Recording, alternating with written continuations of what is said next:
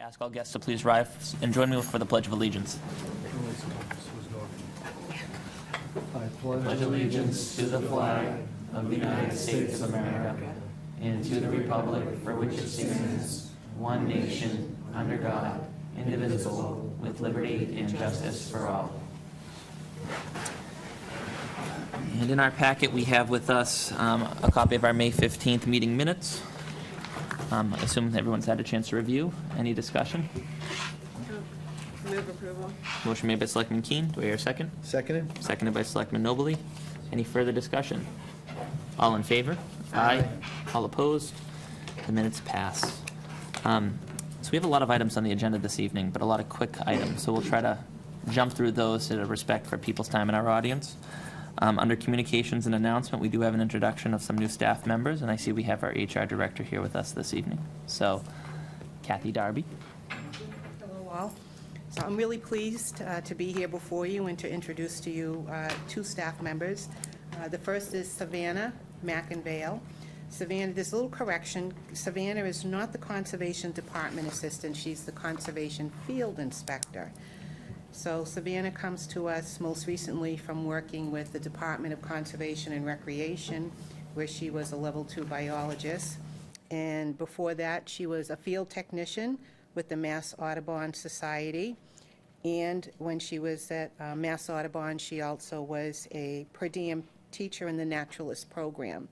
Savannah has her bachelor's in animal science and wildlife biology from the University of Vermont. And she is enrolled in master's courses in conservation biology at Antioch in New Hampshire. Savannah? Hi, it's very nice to meet you all. Thank you for having me. I'm really excited to be working for the town of North Andover. Thank you. Thank you. And next is our Chief Assessor, David Hines, and David is going to tell you a little bit about himself. Good evening, Honorable Board. My name is David Hines. I was hired as your new Chief Assessor prior to coming to North Andover, which I'm very pleased to be here. I received all my assessing education at UMass Amherst or UMaine Orono. Those were the only two facilities that taught assessors back in the day. Not that I'm that old, but back in the day. From there, I became the Chief Assessor for the city of Rochester, New Hampshire, and from there, the Chief Assessor for Portsmouth, New Hampshire. After Portsmouth, I was recruited by the Department of Revenue in the state of New Hampshire, and I redesigned the entire state of New Hampshire's property tax system. And as I had mentioned to them, unfortunately, it did take somebody from Massachusetts to do it, which didn't thrill them, but that's the way it works. So since my time there, I've been looking for a job, and getting a job in Massachusetts as an assessor is extremely hard. You can't just take the courses and then become an assessor. You have to work through the system. Unfortunately for you, you had an opening of a chief assessor, and I did apply. So I left the state of New Hampshire and came here to work to hopefully do the job that you hired me for, making the town great. Well, welcome, David. Thank you. Thank you. Best of luck to both of you. Yep. And don't feel obligated that you have to stay for this meeting, but thank you for coming and introducing yourself to us in the public. You will not lose points if you leave. Oh, I still have the office open. I stayed and worked from when it closed it up. I think you gain points if you leave, actually. Instead of pleasure meeting, back to the office. Take care. So, also under communications this evening is a tradition that we began a few years ago, where we've invited different chairmen of our boards and committees to come and update not just us as a Board of Selectmen, but the public in general on what those different committees have been working on over the past year, some needs they may have, and just a general update for the board so that we can be better appointing authority members. And so this evening we have on the agenda the Conservation Commission and Commission on Disability Issues. We have the chairman of the Conservation Commission here this evening, and so I invite Mr. Napoli on up, and if by all means take a seat at the front table too, that's okay. Although don't feel like you have to be long. I'm Lou Napoli from the Conservation Commission, Chairman. I've been on, I think, I hate to say how long, and I'm a young guy, 12 years, I think. We have an outstanding commission. We have outstanding staff. The great addition. She's very, very good. The commission's been doing well. We work well together. We haven't had any dissenting votes. Most of our votes are unanimous. Our meetings are done by 9 o'clock average, 8:30, 9 o'clock. We have a good system. We tell applicants to come prepared, so that this way that they don't have to come like 4 times with an engineer and pay, exorbitant amounts of money. So I meet with Jen on Wednesday mornings, and we go over the agenda, and I'll say, well, this applicant's pretty much ready, this one is not. And what we did in the beginning, some developers had carte blanche there for a while. And we just told them, we'll just vote on the information that you have, and if you don't cover any more, then you're probably gonna get denied. So everybody came around, and it makes the meeting more pleasurable. We haven't had any contentious, I don't know, unless Mr. Mailer has had a few calls, I don't know. He hasn't told us. No. It's So, all good. and I haven't been kicked off the commission yet, so we must be doing something right. You're on an official meeting. Yeah, we just move right along, Although Rosemary was late, we would have started the meeting without you. We start promptly at 7, I did ask. The chairman said, we'll wait. It's It was a courtesy I was glad to extend to one of our colleagues. Thank you very much. Any questions? Just if there are any things that you want to bring to our attention that would help us be a better appointing authority for future members or. We have one gentleman that has applied for the commission. Well, he's asked about it. I don't know if he's talked to you yet. So the gentleman lives in town. He's the conservation administrator in North Reading, I believe. I think he would like to get on the commission if he can. I heard through the grapevine that there might be one of our commissioners leaving because she wants to move out to be with her family. But I can't substantiate that because I haven't heard from myself. But the commission itself wants to stay. Everybody, because we have great harmony and they're well qualified. 2 of them are engineers, 2 of them are attorneys. Al's been on since they founded the commission, I think, and myself. And I wouldn't change a thing. Nothing to change. No. Nothing. And if there's something, and I hope that you guys, if there's a problem, if I'm still chairman, that you come and call me. I know a few of you personally, and I have a good rapport with Mr. Mailer. So if there's any questions or you don't like what's going on, please, at any time, I'm always around. I think that's why they keep me as chairman, because I'm always around. And I do run a tight ship. I don't like to stay at 11:30, 12 o'clock. I would just let you know, Chris and I, Selectman Nobley and I are the sub-appointment committee, and we've been spending some time meeting with folks on all the committees as they come up for renewal to understand how they're doing on the different boards and committees and how we can help assist with the mission. And just to share with you, the folks that we've met on this committee have spoken very highly of you, so thank you very much for your service. And everyone has said exactly as you've said about the good camaraderie and teamwork of the group. Not necessarily that everyone has the same opinion, but No, you everyone don't. brings a good view and has good discussions, and that the meetings are very well run and business is conducted as it should be. So it was a great conversation to have with the folks who've been up for renewal, and it sounds Thank like you. the committee is working very nicely, so. Thank you.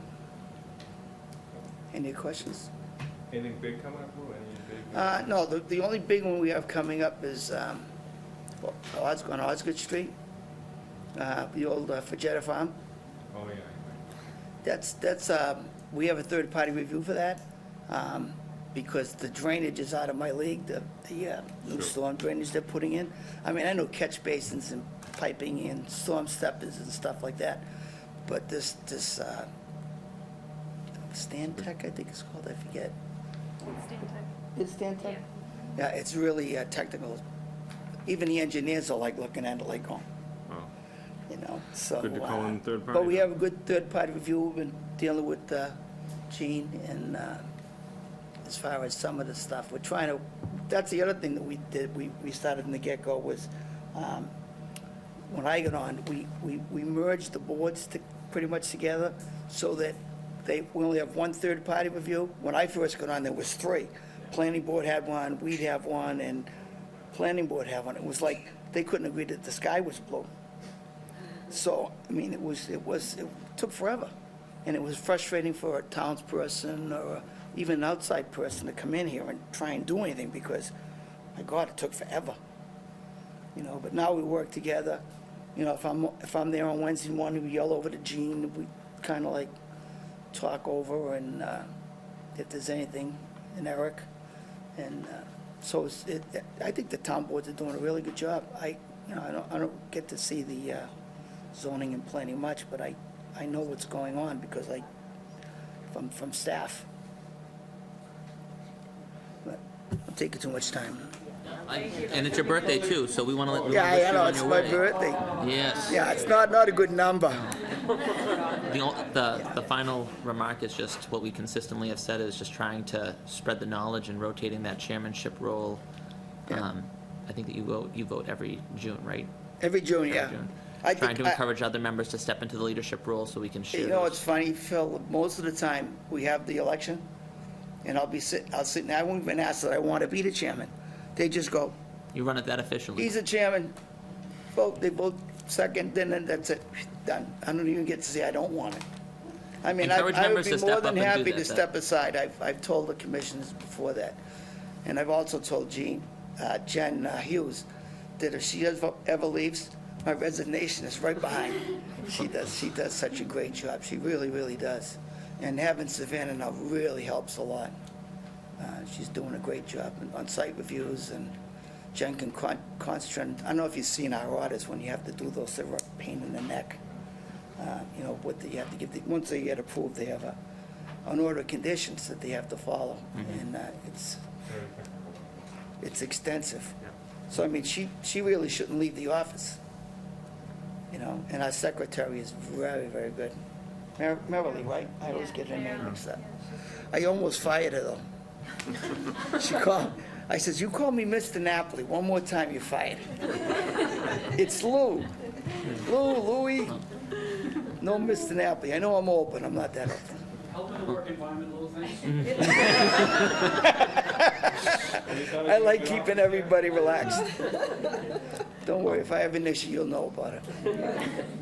But Well, that thank being you said- for your time. Thank you, Lou. Happy birthday. Yeah. And so we also have before us the Commission on Disabilities, and I think that we have Phyllis Jones behind the podium. And so Phyllis is the chairwoman of the Commission on Disability Issues. So thank you, Phyllis. Thank you, Mr. Chairman, member of the boards, Mr. Mailer, Ms. Burloff, thank you for inviting me in this evening. As you mentioned, my name is Phyllis Jones. I am the current sitting chair of the North Andover Commission on Disability Issues. I've been the chair now for slightly over a year, and we have 4 other rather active members. We meet pretty much monthly throughout the year on Saturday mornings. We meet at the North Andover Police Department in their community room. The most 3 active members, myself and the other 2 included, we all have full-time jobs which prevent us from meeting during a weeknight or during the weekday, which is why we accommodate and do a Saturday morning meeting. Among the things that we've dealt with in the past year, last year in the fall, I attended with my family something called the Abilities Expo. It is a free convention that is held in Boston once a year that shows people in the community what services, what nonprofit services groups there are. People can buy tables and show what they provide for fees. But it hosts a whole bunch of different organizations and businesses that do business with and for the disabled community. Some of the organizations I was introduced to were feel-good organizations as well, like a group of young women from California called the Rolettes. They are a group of young women who are wheelchair-bound and do synchronized dancing, just like a very popular dance group out of New York. And it was just amazing to watch these young women do synchronized dancing from a wheelchair. I also met a young woman who holds currently the title of Ms. Wheelchair Massachusetts. Another feel-good type of organization, things that people don't think, they automatically assume I'm disabled, I can't do what other people can do. And that's not true, and this expo provided that knowledge. Coming out of the expo after talking to a few of the people who run the expo, I asked them, why Abilities Expo? Why not Handicapped Expo or Disability Expo?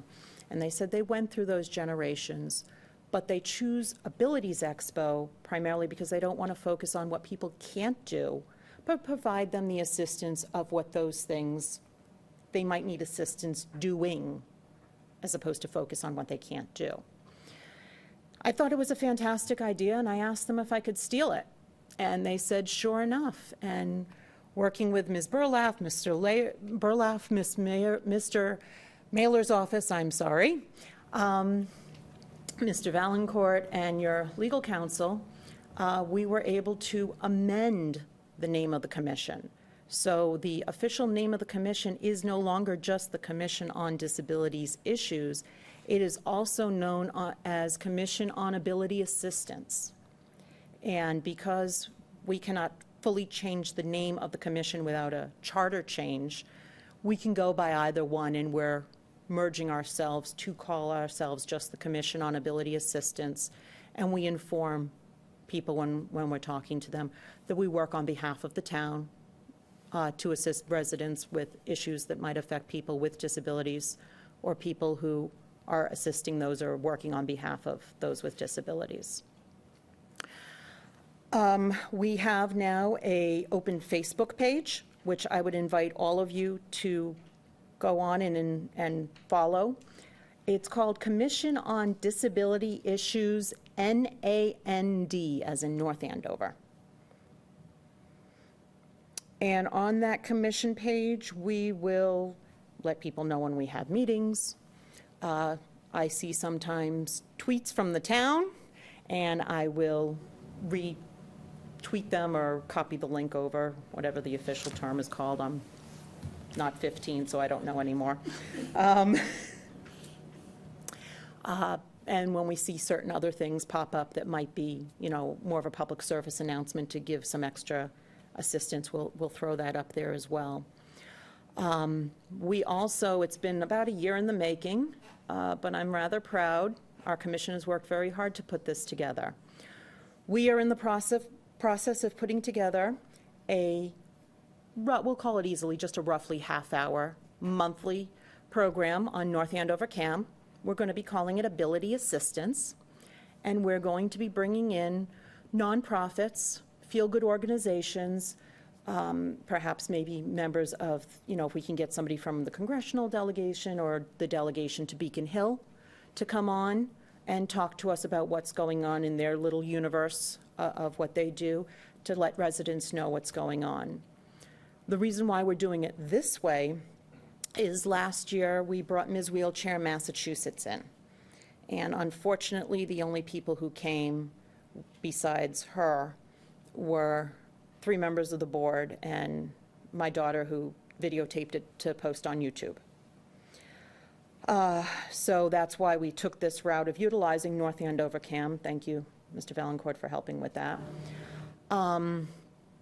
To then be able to do it so that we can bring these groups in, put the information out there. It's on YouTube, it's on North Andover CAM. We can post it on our Facebook page.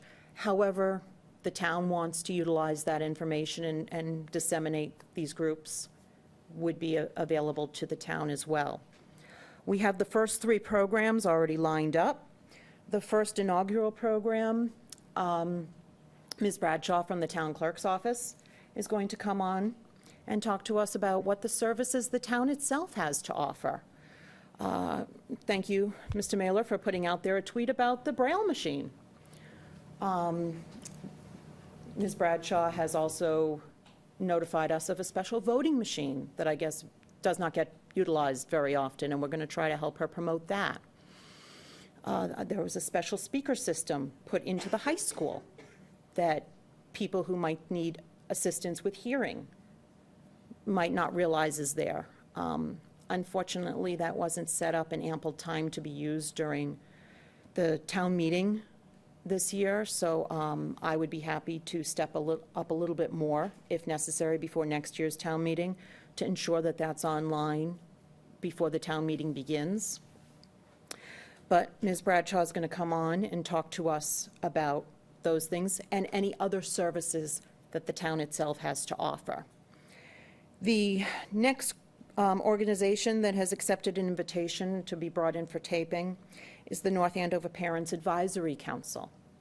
And the attempt is to get them taped in August, to have that program released online as close to the beginning of the school year, because these folks help parents and students dealing with 504 plans and IEPs and provide assistance to parents who may not understand how to work that system. I myself have actually gotten a little bit more involved with them, primarily because my son is on an IEP here in North Andover at the Atkinson. And I've found several of their programs so far to be very helpful, and I think other people should know about them as well. And finally, we have lined up to be taped in October for airing in November, the Paralyzed Veterans of America New England chapter. And we've got that one lined up primarily so that we can release that program as close to Veterans Day as possible, when people have veterans most on their minds during the process of the year. Among other organizations, we are looking to hopefully bring in, we've been working with an organization called Triangle, which is a 2-fold organization. The first fold is dealing for parents and younger children, setting up things for them to be able to help in however they might need with a little bit more special needs. And then if the children need to eventually move out on their own, provide skills, things along that nature, you know, show what that organization can do to help parents assist their children into moving out into the workforce and leading sustainable lives to the best of their ability, given whatever their own issues are. But one thing that we have worked on very much so this year and continue to work on is understanding and enlarging what the term disability means. Disability no longer means simply being able to be bound to a wheelchair or not be able to hear. It includes cognitive disabilities, it includes physical disabilities, it includes emotional disabilities. And we want to be able to reach out to the town to provide those services. One of the things that I would ask that would be beneficial to us is to perhaps have the board put together a list for us of those commissions or committees within the town that you folks feel would be a good match for me to reach out to see how we can work in conjunction with each other so that we're not doing the same thing over and over again, but that we're working together as part of the town. I have had sister commissions from neighboring communities reach out to me. So again, I'm reaching back out with them so that if we need to pair up and, again, as a broader base, work together to make things happen and to bring groups in. I've probably talked your ear off at this point, so I would actually ask, what questions do you have that I already haven't talked your ear off about?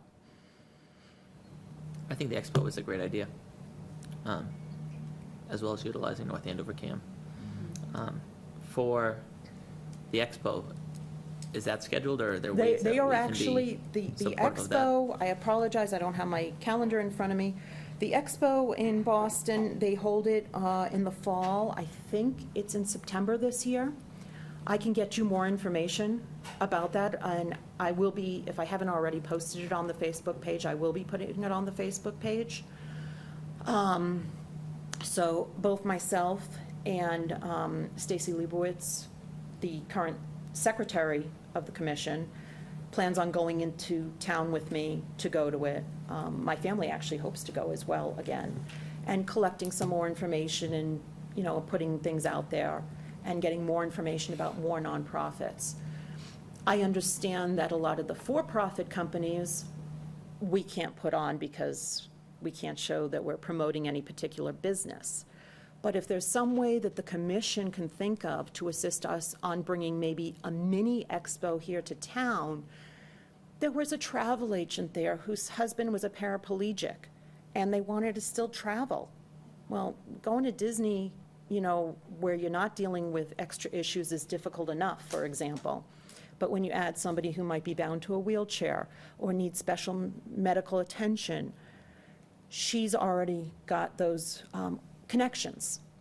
And I'd love to somehow promote that particular travel agency or similar to, so that people are aware there are folks out there who can help you, so that needing special services doesn't mean you can't take your kids to Disney or go to London to go to a play and go shopping and have a nice vacation, among other things. I think it's exciting, the thought that it could be here. And I think a lot of residents would appreciate it, and I know that we would love to help promote when you settle on a date and a location. Yeah, well, in terms of bringing a mini expo into town, because obviously you've got the big one at the Boston Convention Center that comes in, it turns out, every year. In terms of bringing a smaller one into town, I guess my question would be, who in town should I be working with to try to set things up to get things happening? I think it would be helpful to brainstorm just independently and reach. I can think of some names of people that I'd love to connect you with. Please. But I also think with so many nursing care facilities in town, and they also have special needs for mobility and other issues, I think they would be a great resource to work on, to have, you know, the exhibition as you wanted to have. So I think that we have so many. And any assistance you can provide me would be greatly appreciated. Like I said, 3 out of the 5 most active members, we work full-time, so we're doing what we can to fit it in, you know. And it took a year to get that first date to be able to be put on so that we can start filming on North Andover Cam. So, you know, and I would invite, once I get the date out there for when this year's Abilities Expo happens in Boston, I would invite any members of the board who want to come with us, you know, to take a field trip in and walk around and see what it's like. I would. Disability means so much more today than it did 5, 10, 15, or 20 years ago. And I think the biggest challenge right now for us is to ensure that people realize that we realize that, and realize that it's affecting people from day one through, you know, the end of their time, and everywhere in between. Great. Thank you. No, thank you very much. And if you excuse me, I have to get home to my children. I was going to say, I don't want either you or Lou to feel like you have to stay for the rest of the meeting, although we love having you. A couple more things just under announcements. I do want to acknowledge that Lori Brzloff from the town manager's office helped organize this past Thursday night's cleaning up and mulch spreading at the Drummond Playground. I know our colleague Dick Valancourt joined. You were also joined by, I think, another dozen different residents, and so Benjamin Abbott, David Abbott, Terry, Bob, Ryan, Amanda and Kyle Losco, Aidan Loth, Christina Minicucci, Janice Phillips, Don Schallman, who actually was there 25 years ago when they did the playground the first time at Drummond, and then, of course, Selectman Valancourt. So thank you to all the volunteers that came out. I mean, it was, I think, a foot of mulch that it had to be a foot deep and spread throughout the playground, and it's looking great. So There's a lot of it. thank you. And Jim Stanford from the DPW. Yeah, He that's, coordinated all the volunteers. Told we're us, grateful. So thank you. Told us when we could stop. told us when we could go home, yeah. That was important. Okay, we're done now. The only other item on the agenda, although I'm sure there's more to announce, is our farmers market starts on June 17th. We close First Street every Sunday from 7 a.m. until 3 p.m. That's happening this year in conjunction with a monthly artisan market that will be happening behind the mills over where the new Jade restaurant is. And so that will be happening, the artisan market will be happening at the same time as the farmers market on the second to last Sunday of each month for June, July, August, and September. So So- it's starting on the 17th? It is starting on the 17th, so 17th, Big and then day. you have to do the math, I think maybe second to it's the second to last Sunday, I think, of each month. It's on our website, www.northandoverfarmersmarket.org. Sally Finnemore, who's a butter actually to the mills, is organizing the artisan market so that it can happen when there's already a crowd of people downtown. And so I think it's the third Sunday technically of June, July, and August, and then perhaps the 23rd of September. So I think that's the fourth Sunday that month. So the point being, come downtown on a Sunday this summer, and you'll have a good time. Any other announcements? Not an announcement, but I would just thank the Patriotic Observance Committee for the really wonderful Memorial Day parade and celebration. It was just a beautiful ceremony, and I know it took a lot of work to organize and for folks to participate, and I thank them for that effort. That's well done. It's a great group.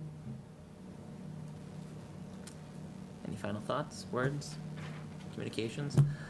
That being said, I'm going to jump to a different section on our agenda under consent items because we have quite a few people here for things that are really quick to run through. And so if the board will allow me, I'm going to jump to item 4 on our agenda under consent. I'm going to invite Irene O'Brien, actually, under B of that section of the agenda. It's a request from Irene O'Brien, our Elder Services Director, to increase the senior work-off program abatement amount from $1,100 to $1,200. And I think, Laurie, thank you for having us this evening. The reason for the change is last year we did $11 an hour, $1,100. And, I want to introduce Leah. This is Leah Morris, who is the program coordinator, who makes all this magic happen with this program because there's so many levels to it. But last year it was $11 and we weren't taking out OBRA. And now we're required to take that out, and it was just a change in it. And talking with Andrew Mailer, he decided that we should move up the amount of the funds to help cut the loss on the other side of it. So now it will be $1,200, and what the participants would be receiving was $1,093.20 for the 100 hours of work. I think it's a great idea. Yeah. Great program. Yes. Any questions on the program? it's a program No. we've been happy to see grow in not only participants, but in the amount that we can give people. Right. So this would require a motion of the board. I move that the Board of Selectmen approve the request of Irene O'Brien to increase the senior tax work-off program abatement amount from $1,100 to $1,200 to run the program for a full year and to give priority to seniors with the most need. Second. Motion made by Selectman Keen, seconded by Selectman Smedili. Any further discussion? Hearing none, all in favor? Aye. All opposed? Thank you ladies, very for all much. that you do. very much. And I just wanted to add on the Disability Committee, we have a health fair, and they would be a perfect fit for that. We have a low vision group, that would be a perfect fit for that. And what's the other one, Leah? Oh, the Dementia Friends. Perfect fit for that. Absolutely, yeah. So we're going to touch base and have a meeting. You know what's great about that? All the groups will sort of feed off each other for bringing crowds in, and that's what Right, you want. You want right. a good presentation. That's a great idea. Yeah, good. All right, thank you. Thanks for all your efforts. Next item on the agenda is we have a donation from the Joseph N. Herman Youth Center in the amount of $10,457 to be used towards the Youth Center summer programs. I don't see anybody in the audience from the youth center. Mr. Chair, I'll move the Board of Selectmen accept the donation from the Joseph N. Herman Youth Center, Inc. in the amount of $10,457.30 to be used towards summer programming. Great amount of Second. money. Motion made by Selectman Valencourt, seconded by Selectman Keen. Any discussion? Hearing none, all in favor? Aye. All opposed? Motion carries. Next item on the agenda is a request from the North Andover Middle School to use the town common for the 8th grade class picnic on June 18th from 11:30 a.m. to 2 p.m. Anybody from the middle school here this evening? Move approval. Motion made by Selectman Valencourt. Do I hear a second? Second. Seconded by Selectman Spadili. All in favor? Aye. All opposed? That motion carries. Sounds like fun. So we have a request from the North Andover Merchants Association, and I see our president of the Merchants Association has been waiting ever so patiently. So I will let Don Pease come up and tell us all about this year's Fall Festival. This will be, I believe, number 6 or 7. This will be the 4th year that we'll be asking to host it on the Common. It's gone over very well, and knock on wood, we have had beautiful weather every year that we've been out on the Common. Not too hot, not cold, nice bright sun, and every year the crowds get bigger and last longer. So we're asking that for 2018, for September 22nd, we'd be allowed to use the Common again this year. We would like to block off Osgood Street from Academy Road to the lights to be able to accommodate the parking so that all of the vendors aren't parking on the Common to protect our Common. And we've already submitted the paperwork to the Health Board, the School Board, and gotten permission to use the school parking lots again and to have our trolleys bring people out to the Common again, so there's not so much congestion. We've already gotten the approval from the police department for their assistance as well. It's a great event. It's a lot of fun. Not only the workers seem to be having fun, of course, all the patrons who go seem to have a wonderful Yeah. time, so. No, we enjoy ourselves too. You I can really tell. look forward to that event. You can tell. It's probably my favorite event of the year. I would move approval. Motion made by Selectman Smadili, Second. seconded by Selectman Valencourt. Any further discussion? Hearing none, all in favor? Aye. All opposed? Thank you, Don. Thank you, guys. Next item on the agenda is a request to use the town common, or rather, it's a request of the festival committee to use the town common for the 4th of July celebration on Sunday, July 1st. So perhaps we should have renamed that Independence Day celebration. So Jeff Coco's here from our festival committee. The Independence Celebration. Hi, Jeff Coco, 695 Johnson Street. Yeah, this year, where we have a midweek celebration of the 4th of July, the committee elected to hold it on a weekend, hoping it'll increase the attendance, because typically, in our past experience at midweek, we have a very low turnout. So the committee elected to hold it on the 1st, which is Sunday, and we're going to have a one-day event, where in the past we've had a two-day event, because typically the 4th of July, we have the bicycle parade, dog carriage parade, and we've had the road race in the past. Unbeknownst to us, that the road, we were under the impression the road race was canceled. Now it's my understanding it's back on, so next year we'll get on a cohesive schedule where we'll all be on the same page. But we're going to be holding a one-day event and have everything on one day, Sunday the 1st, from morning until night with fireworks. Nice. Providing the weather cooperates, that is. Well, that actually will be kind of interesting to see. It's something different than what we've done. It will be, it will be. Typically, the 4th of July morning is relatively busy between the road race, the dog carriage parade. We have the pie eating contest too, and then it tends to peter out after that and get relatively quiet. So we're hoping by having it one cohesive event that we can keep the public interest there and keep the event going strong all day. I think it's a great idea. I think the public doesn't always appreciate that it's all of these volunteers that make this day happen. It's not staff, it's not people being No, paid. right. It's a group of volunteers. That's The true. same volunteers who do the Santa parade, the sheep shearing. So Breakfast with Santa, tree lighting, et cetera, et Yes. cetera, yes. you're not wanting for things to do. So No. thank you for giving up Thank part you. of your holiday weekend. Yeah, Yeah, we appreciate it. that's what I always say. They work so hard so other people can enjoy the That's day. what it's all about. We're giving back to our community, and it's really gratifying for us to do it, to be honest with you. Sometimes we feel a little labored with what we have to do and trying to get things done on schedule, but it's gratifying in the end. So, It shows. thank you. I would entertain a motion. Move approval. Motion made by Selectman Smadili, I'll second that. seconded by Selectman Valencourt. Any further discussion? Hearing none, all in favor? Aye. Aye. All opposed? Thank Good you. luck, Jeff. Thank you. Thanks, Jeff. We have, next on the agenda, request of Anna Paris to use the town common on Saturday, July 21st, 2018, from 8:30 a.m. to 2:30 for a field day to benefit St. Jude's Research Hospital. Is Anna here, or any representative from St. Jude's? I would move, if she's not here, I would move approval. I mean, St. Jude speaks for itself. Fantastic organization.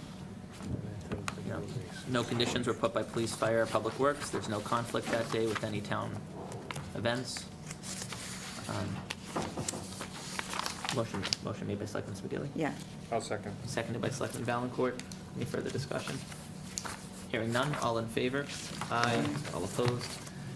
Thanks to St. Jude's for coming out to North Andover. I know, that's kind of. Yeah, the common's getting a lot of use these days. It really is, I was thinking that too. And Oh, it's a great resource, and I'm glad to see it's getting used. Having said that, with all the work that had been done because of all the tree problems we had, it looks stunningly beautiful. The green in the grass is just, and all the debris picked up, it really looks. we'll see how it is going to look after all these other events, because we still have more on the agenda. We have, next item on the agenda, request of St. Michael's Parish to use the town common on Sunday, September 9th, from 9 a.m. to 6 p.m. for a mass and picnic. Is there anybody from St. Michael's here this evening? Well, I would move approval. It's always a really wonderful event, and it's open to everybody. We did talk about how... Is somebody here to speak to? Oh, No, the but way we you did look. discuss, so in past years, they've not asked to go till 6, I believe it was until 5. And we did talk with myself in the town manager's office about how we do have a program on the common that same evening with the youth center, and they would be setting up, starting at 6 o'clock, I believe is what they said, starting at 5. The concert's at 5. The concert starts at 5. Yes. Um, But I think in years past, the picnic has ended early. Oh, It yeah, probably and- ends around 4. I just And the haven't mass heard back is from them usually, yet. the mass is usually earlier. I think that the people from St. Michael's would really love sitting down to a nice concert. I hope so, I guess it depends who's playing that evening. Yeah, I So maybe we suppose. should just feed back to them that that there's a conflict at 5, and they need to, it needs to wrap up by 5. Yeah. Right. It's good if people linger, it's fun. If they can stay. Yeah, they can stay for this very nice Their concert. event ends at 5. So it overlap. So I would, does, you call it well to make a motion? I'll make a motion to approve the request of St. Michael's to use the town common on Sunday, September 9th, 2018, from 9 a.m. to 5 p.m. for a mass and picnic. Motion made by Selectman Second. Valencourt, seconded by Selectman Smedili, with the application being amended to be from 9 a.m. to 5 p.m. It would be nice to know who is playing, though, just to let the church know they And can. Laura, you did say that you reached out to them. I did, yeah. I left them, I'm waiting for them to get back to me. Okay. Yeah, I left them a message when I found out about the conflict. I'll let them know why. It I probably think that's will all the work bluegrass really nicely, band to that tell you night. the truth. That's the bluegrass band that night, Oh, great. Neil McAvoy's St. band. Jude's Hospital. So all in favor? Aye. All opposed? They will have their picnic and some music too.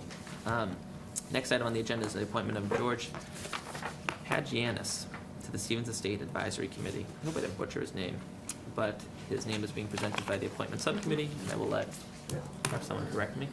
It was really great, again, the experience that Selectman Keen and I have had in interviewing folks, just amazing the background experience and expertise that folks bring in. George has such a great background in commercial real estate, commercial development, and the kind of person who can bring a perspective to help with our truly one of our most valuable assets. So we're really excited that he stepped up and he's ready to help out in that committee. So we move his name. Is that a motion? Second. Motion made by Selectman Nobley, seconded by Selectman Keen. Any further discussion? Hearing none, all in favor? Aye. All opposed? Thank you, George. Next item on the agenda is the vote on the Verizon cable license. Attached, we have in our packet is the cable license renewal contract with Verizon New England. Is there anybody in the audience to speak to this? You may recall, Mr. Chairman, we provided you an overview at the April 30th meeting and then provided you a bit of a Yep. draft of this a couple of weeks ago. Yeah. Committee's been working a couple of years. And it was made clear that they will not exceed a 5-year term from Verizon's end? Yes. That's not negotiable? The contract actually expires this week, so the license, so renewing it now would be perfectly appropriate. Even a little time. Even timely, I'd say. I would entertain a motion. Mr. Chair, I'll move the Board of Selectmen approve and sign the cable television renewal contract with Verizon New England. Motion made by Selectman Valencourt.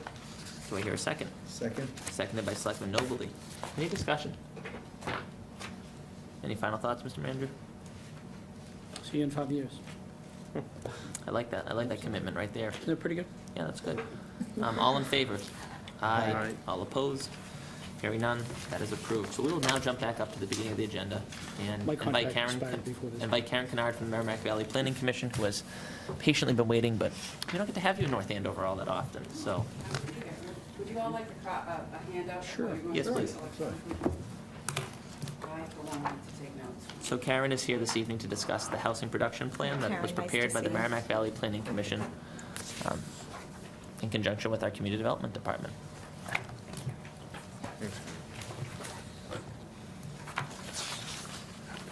Thank you, Mr. Chairman, and thank you, Selectman and, great thanks to Andrew and Lori and Eric and Jean.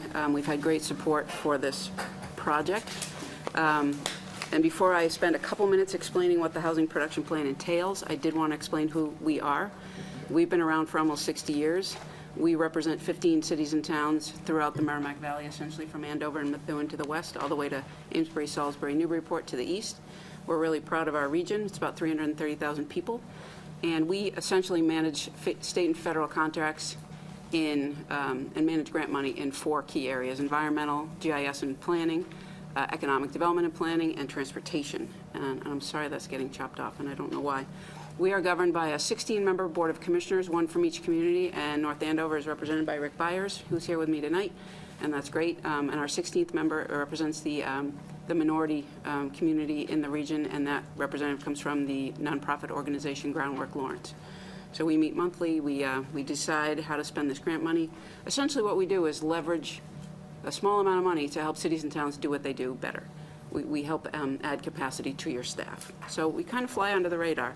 And what we wanted to do in terms of coming out on an issue we really had never studied before was help the region develop a housing plan that identified strategies for the production of new housing of all types, for all incomes, for all people.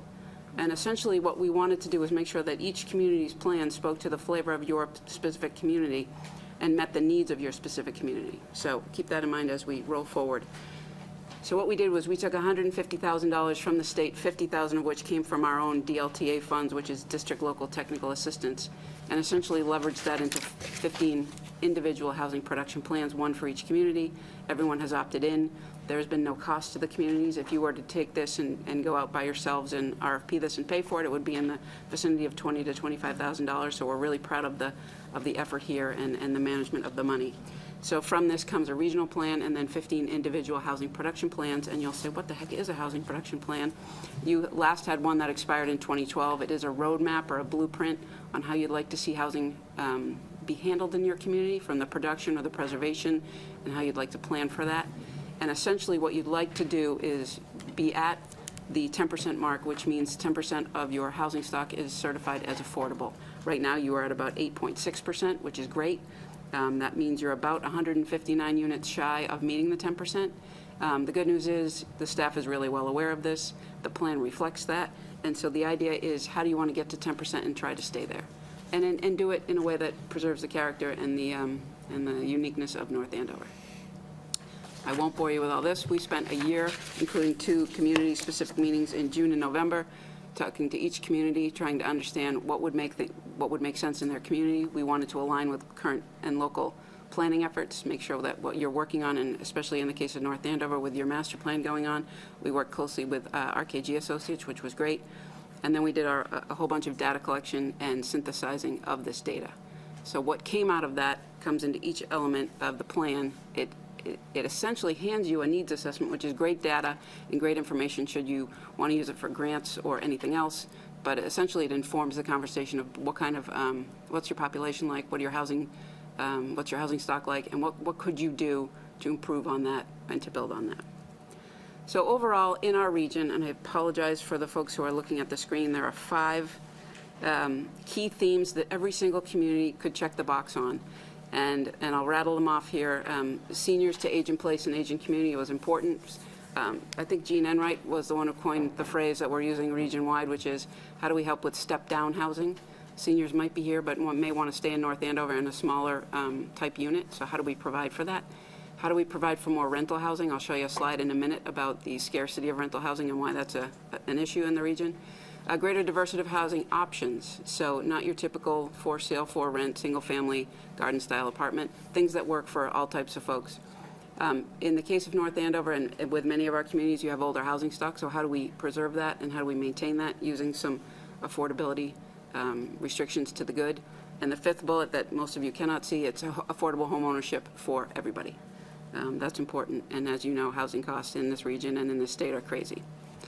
Themes that are specific to North Andover is, you are lucky. There are many of our communities that are shrinking. Both your population and your households are increasing. And yet the composition of the households is changing. The household size is down with fewer kids, and there are more single-person households. This may not surprise you in the least. And as the case with most of our communities, your elderly over 65 population is estimated to grow by 50% in the next 20 years. And the younger population is going to decline. I'll show you a slide quickly on that. And same with the homeowners versus renters. You're at 73 versus 27. This slide came from the Mass Housing Partnership and was displayed at our first regional open house in May. It's essentially meant to shock everyone and say, without adding any new people or jobs, this is just to meet current demand, the state is in need of creating the 44,000 units.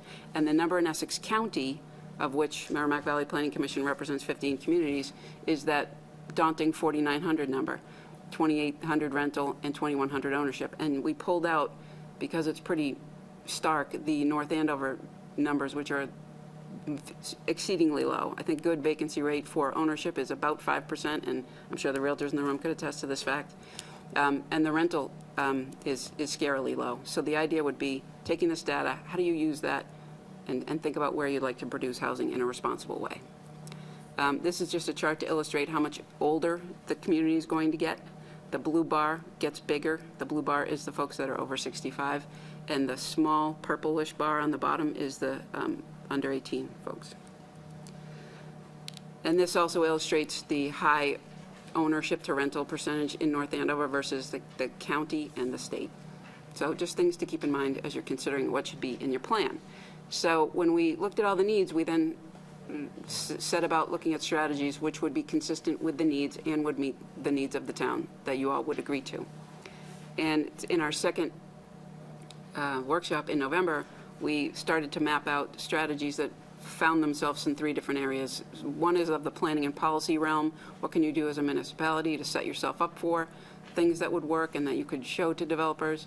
The second one would be about production. How can the community get to and stay at the 10% number? And then preservation, tactics that you could use to keep the existing units that you have affordable and to add to that, and to preserve structures as you see fit. This plan has over, I'm going to guess, 45 or 50 strategies. These were a sample from each of those buckets, if you will. We are really proud to have had developers at these community sessions, along with ZBA and planning board members. We had Phyllis from the Abilities Commission. We had a lot of people telling us what would make sense. So some of these strategies may ring true for you, and some you may need more information on, and that's the whole point of this. This is a blueprint, and we're here to help walk through some of these.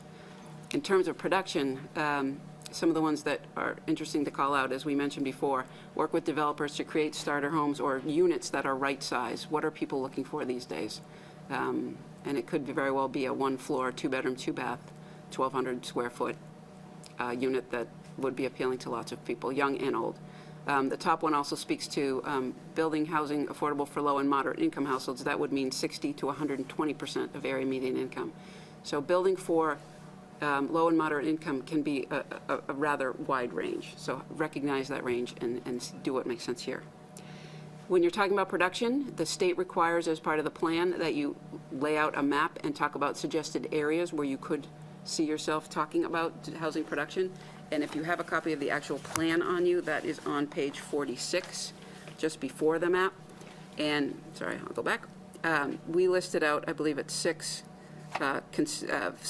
projects, six development areas that might be suitable for housing, 2 of which are in occupancy permit mode, and 4 which are conceptual at this point.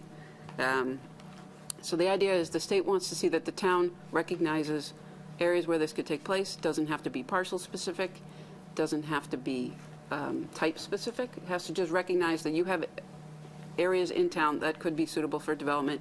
Once you back out environmental constraints, development constraints, things like that, the state would not accept a plan if it didn't have a map and a suggested list of areas where that could happen. So this list and this map were developed at our second workshop, where we literally had folks standing around a map with a pen talking about areas you'd want to build on, areas you'd want to preserve, and that's what you see before you this evening. Third bucket, preservation tactics, would be develop a system to monitor the subsidized housing inventory. You are lucky to have capacity in your staff now. Something that the Planning Commission is doing on behalf of the 15 communities is we've applied for a grant to hire a housing coordinator to do this effort on a regional basis and help folks keep all the units that they have as affordable, keep an eye on which ones may have an expiring use or a life, and work with the communities to implement some of the tools and strategies in their housing production plan. This is a really good point to explain that the housing production plan is a blueprint. It is not something that is enforced by a state entity. The Department of Housing and Community Development will see that you have a plan, and if you are interested down the road in having a conversation about not wanting a 40B development in your community, you can use this document to create a safe harbor for yourself. It's also really, that's the carrot and stick approach. What it really is a way to show that you're proactive in thinking about where you'd like to thoughtfully see some housing. So if you have a housing production plan in place, and you've got a plan to create 0.5% of, which I have to cheat and look up what your number is to get to 0.5%. If in any given year the town is working toward creating, I think it's 55 units. If the town were to be able to show that it was in process in any given year to creating 55 units that would be deemed affordable, it could say to the state, we don't have to accept a 40B that comes in the door that we don't like. Now, conversely, there may be a 40B or a friendly 40B or a local initiative program application file, which you do like and you want to work with. Yeah. But the idea is if you get some people are concerned that, and North Andover is a good example of a market that's appealing with a good school system, that you would be able to have a thoughtful conversation about where a 40B would go. And as you know, a 40B has the ability to trump zoning and be a denser, different project. So having a housing production plan in place gives you standing with the state and says, we've got a plan in place for how we'd like to create housing, a component of which is affordable, and as such, we have a say in what can happen to our town. Just so that I'm clear, though, so from something you said a few sentences back, so do we have to use our funds to do this? Because you said two things. You weren't saying that, right? That no, the town would have to be invested, sort of, like a senior housing project that we would fund with our own. Oh, no, this does not have to be funded by the town. Okay, so it's just that we have to have a plan, and then you hope to attract a developer to go along with the plan. Right. You'll have a plan. You can't just say, though, that you have a plan. You have to implement the plan to meet milestones, to make sure you meet affordable housing goals. Right, so the example given, 55 units, so you need this plan and a plan to actually develop those 55 Right, units. so then you... Or for someone to develop those, Correct. are they affordable units? All 55 would be all... 55 of the units that you would be talking about would have to be certified as affordable in order for you to say, to turn down a 40B, essentially. Right. Now, that's not to say you wouldn't want to work with a 40B developer. There are some communities that have worked proactively in terms of design and density to make a 40B work, and as such, they've become friendly 40Bs. But it gives us the cover. It gives you cover, and it gives the state a sense that you've given this some thought, you've got some direction, you've got this in hand. So then we would need to attract a developer or a builder to build this. Right, According to pretty much what we've specified in the plan. Correct. And you could direct them to those conceptual units. That's what I think would make the most sense, because there's capacity on those sites. One of the things, and you mentioned it, that I'm running into, there are so many empty nesters, early retirement. They want small ranches, just as you've described. Right. And we don't really have anything like that in town. So it's sort of interesting. Would you be able to, would that plan allow for, say, 55 and older to be counted, or do they not? Or is it supposed to be open just to the general public, of all age groups? To be certified as affordable, it has to be deed restricted for a period of time, a minimum of 15 years.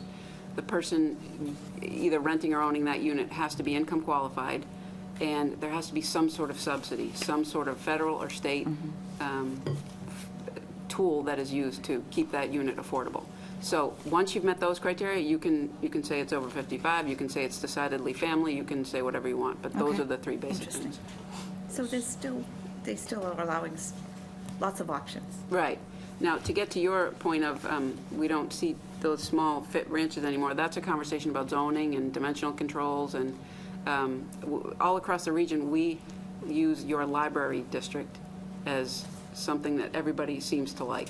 Yeah, they do. And seems to have a scale of housing that is really appealing to people now. So one of the things we've done in the last year, traipsing around 15 communities, is sharing best practices. Salisbury's got some great design guidelines.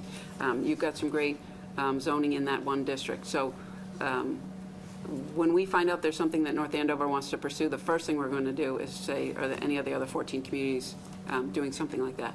And if not in our own region, we'll reach out to other regional planning agencies in the state. So the idea of this is to help you continue to do well what you're doing well and like to do.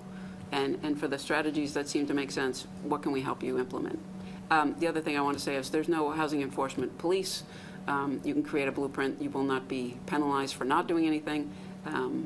It's a good document to have. It gives you standing in certain grant situations with the state. It's a proactive thing to do.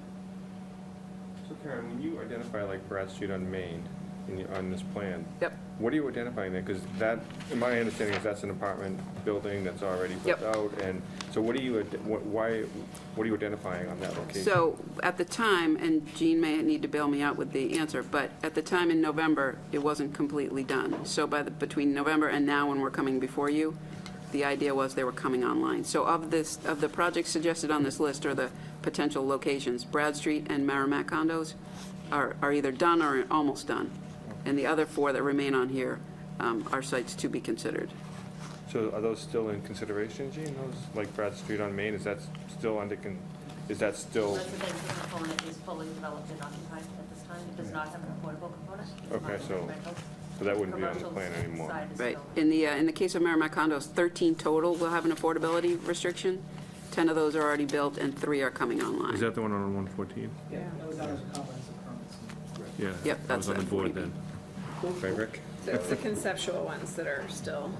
But what's sort of interesting here is you look at the KFC site, right? So, we made a decision as a community what our priority was, and I'm glad we did, but the reality is we impacted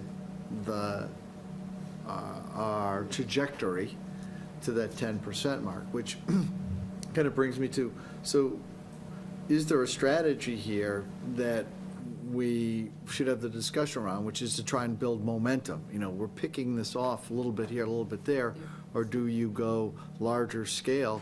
What do communities that are knocking on the door, 8.5 is a lot closer than 5, and 160 units isn't a lot, right.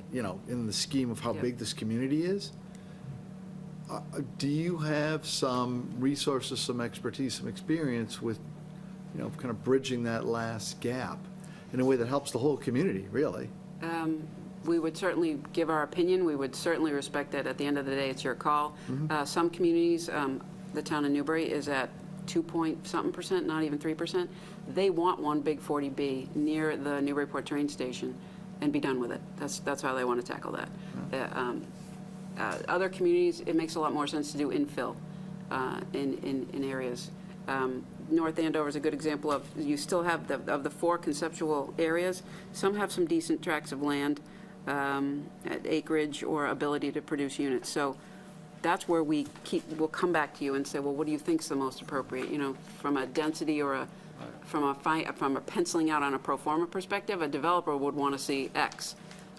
What's your what's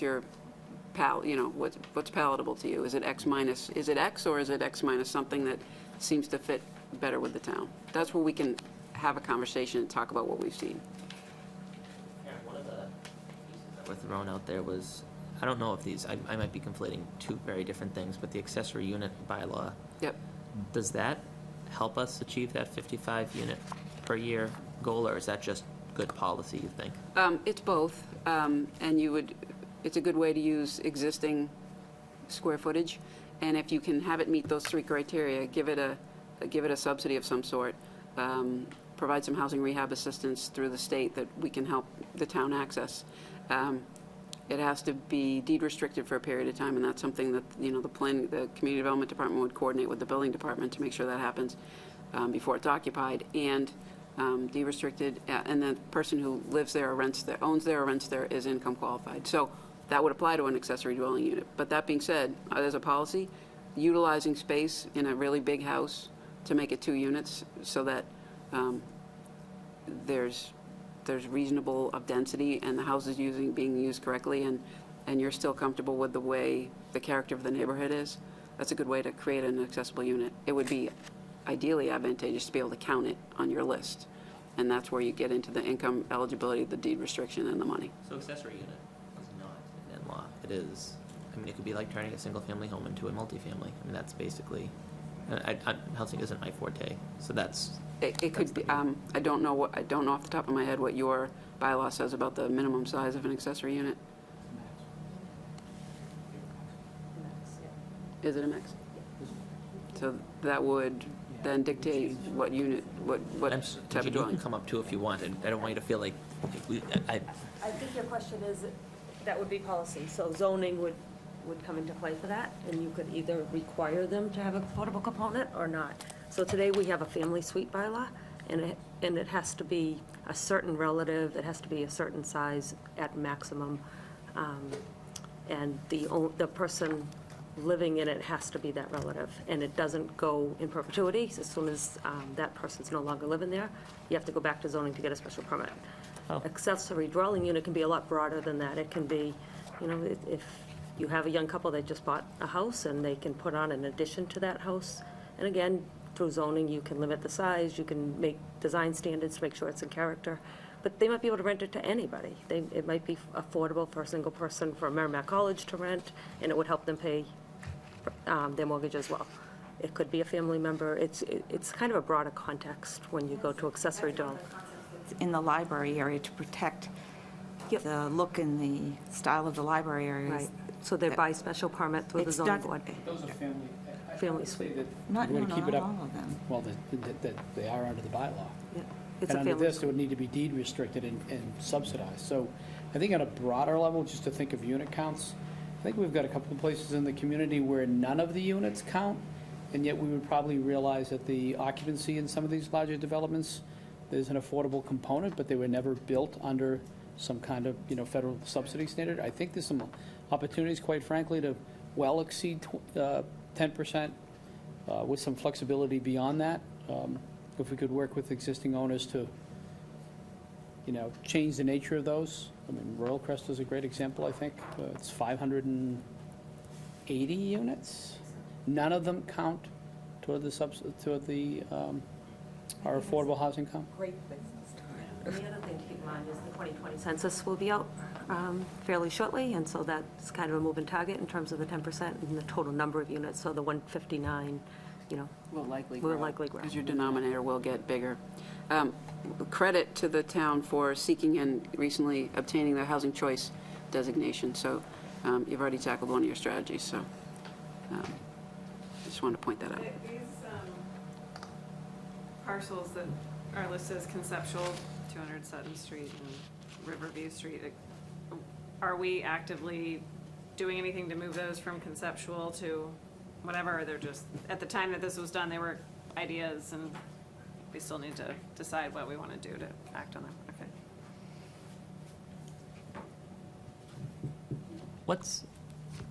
I know that this is a hefty report and that there are strategies, broader strategies about how to implement it, but is this the type of thing that the Board of Selectmen would really have to make a priority as 5 members to actually chase this over the next year to make sure these programs be put in place? Jean? But the good news for us is, it's really aligned with the strategies that you will see very shortly with the master plan. Okay. And so I think it's going to be really a dual effort, and implementation will kind of come into play with that, because there's really not any conflict with what the master plan is going to recommend as well. And we've talked informally about the idea of putting together an implementation committee once that master plan is done, but I like what's in here, and I like being able to have all this information. There's always that kind of, that pit in your stomach when you vote to approve something like this, and then, well, there's 75 pages and all those months of work and all these man-hours put into something, and I'd hate to have us vote for it and say, well, here's a plan, but then it's collecting dust on a shelf, which is the whole rationale behind an implementation committee broadly for the master plan. So you're saying that you feel that this is, I think for this this specific jives with that. chapter, for the master plan and this plan are really aligned, and I think zoning is going to drive a lot of the implementation. And so I think there's going to be an effort, you know, before we see things really take place, it's going to be an effort to make sure we have the zoning in place that will allow for it. Okay. So. We have the tendency, we meaning collectively almost everybody in Massachusetts, to focus so heavily on the affordable housing standard as to lose focus on the broader housing concept. You know, we do have a growing population that's going to look for housing that's, whether it's that one-level ranch or some form of cluster housing, it may or may not relate to the affordable housing component in a direct way or in a way that's going to change the game for us. It doesn't mean we abandon it. It means it's part of an overall strategy. So the strategy to get to the affordable housing sort of milestone may be somewhat different than the overall housing strategy, which looks at the community comprehensively. We shouldn't, if tomorrow we had an example where there was a development that came in town and there were 300 units and it was rental and they all counted and we were well above regardless of the census, it wouldn't change the fact that we've got residents who regularly tell us, we don't want to leave town, but we don't have a lot of choices. So I think it's important, and this is where the master plan and I think an implementation committee can really help.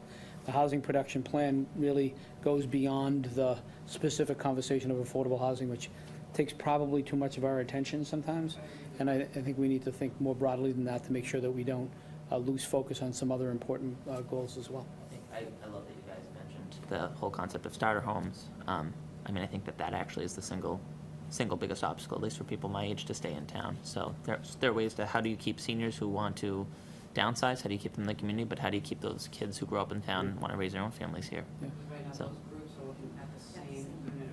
well, $400,000 for a starter home is probably ridiculous. Yes, but I hear that all the time. But sometimes you have to start really at the beginning, and that means a condo. And you live there, you pay it down somewhat, you get some appreciation, and then you go to the first small house, so forth and so on. You know, it's a pretty big leap for any newly married couple or family starting out to, as you said, be in a $400,000 or $500,000 home. There is also sweat equity. There's a lot of people who just won't fix anything. They don't know how, they weren't taught, or had no interest, because they both work. So there is still plenty of affordable housing in town that's not even counted. It's just, sometimes you have to start at the very beginning and not jump right into a $400,000 or $500,000 home. But even having said that, a $400,000 home, probably with 20% down, is about the same as you're going to pay for a 2-bedroom apartment. It is. It's just Well, Jean, how crazy. much, your daughter, a little bit younger than me, bought a house 2 houses up from me. How much did she pay for that 2-bedroom ranch? I mean, no, it's all public, but I mean, that's the point, though, is that she probably. Well, no, but I mean, you know, you just went through it yourself. She paid $335,000 to live in town. For a and 2-bedroom. For a two-bedroom ranch. At 1,100 square feet. Beautiful ranch, but Beautiful 2 ranch. bedrooms, that's what it costs to stay in On a conforming North lot, so Andover. she will not have to go to the ZBA when she's ready to add on. But the reality of the situation is to produce more housing. Nobody's building housing that cheap anymore. Right? Ask any developer. There might even be one in this, right near where we're sitting right now, who could probably speak to that, which is, fact of the matter is, there's not, you only build it if you can make money on it. Not a lot. Who's going to build it? Cluster zoning bylaw. Everything is. today, we call it planned residential development, and we have them all over town. I mean, there's the smaller lot sizes, which is what we're hearing, people want 25,000 square feet, not 2 acres, and so we have zoning in place to do that, but what we're getting is $1.1 million for the house. It's an enormous house on a 25,000 square foot lot. So again, there's strategies within zoning to make sure that if we're going to, one of the strategies is to look at that planned residential development bylaw. Does it need to start at 10 acres? Can we start it at 4 acres? And then kind of box in design guidelines and the size of that house so that we are moving towards the affordable cluster development as opposed to $1.1 million for Do you feel a like small lot. 75 pages captures that goal? I mean, myself, Selectman Keen, and Eric Kafori had attended a really neat seminar during the Mass Municipal Association annual meeting about these, not affordable, but they are affordable just by virtue of how they're located and how they're built. This whole idea of I guess, cluster zoning. I don't know if that would be the right word, but they're doing it in Connecticut, Rhode Island, and Southern Mass, where they're creating these communities that are appealing to, single-parent households or folks who want to downsize because they're retired or they're empty nesters, and how we don't currently have zoning to really encourage that. But do you feel like this housing production plan sets us on that course as long as we're implementing it the right way? I think one of them is to revisit our planned residential development, which is our cluster. And again, just, it can be developed in a way that if what we need is a smaller footprint, which would then thus be more affordable, you can structure that in zoning. And 10,000 square foot lots are a really nice size, but, the library neighborhood, as we just talked about, many of those lots are 12.5. A lot of them are 5. And a few of them are 5,000. So, Right. You don't create true density, the developer's not going to get the return. The developer only gets a return with a larger house. So the PRD has to reflect true cluster, some real density, where the houses are on much smaller lots, but they meet a certain customer or client. You can build more of them as opposed to building, hip roof colonial, and there certainly are opportunities to do that. And then I think ultimately this document with the master plan, with changes in zoning that link to that, and some group that shepherds it to some success are all good ideas that'll get us there. So Karen, you had a chance to hear from a lot of different communities during this process. Any surprising feedback from North Andover residents in general, or anything that stood out to you that you didn't expect to see in a suburban community like ours compared to the other 14 communities? I think the surprising thing was how consistent every community was. I mean, going to these regional ones, what we heard in North Andover, I think, whether it was Haverhill, Lawrence, Andover, I heard the same feedback coming out of people I were talking to in terms of the step-down housing, the starter home housing, the affordable component, senior housing, disability housing. She's doing it better than I could say it right now. But that's what surprised me. I mean, we are not unique in terms of the need that we heard, the assessment and the need that we heard. You're also not unique in the sense that people have this tremendous pride for the community they live in. And this is not intended to bring in new folks. This is really intended to serve the folks that are here that deserve opportunities to change up where they live or to incorporate their kids coming back. So every community has this big pride of who lives there and what to build to keep those folks there. It was nice to see. There was a lot of passion in this conversation, not anger, but enthusiasm for keeping communities healthy. I think that's the other big point. Every community is seeing a big elderly population. You're lucky you're seeing some relative stability in the younger population. But if we don't find a way to attract and keep younger people here, we're not going to grow, and that's dangerous as a region.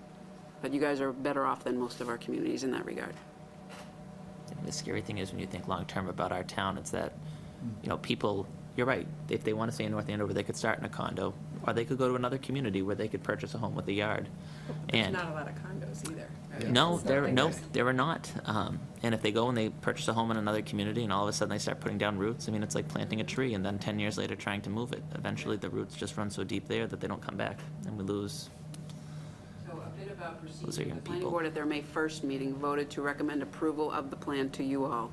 Great. And that is the first step in 2 steps that each community needs to take. So tonight, or at an appropriate time when the Board of Selectmen wishes to vote, the idea would be you adopt the plan with any changes you'd like to recommend, and then we help you send it on to the state's Department of Housing and Community Development for final approval.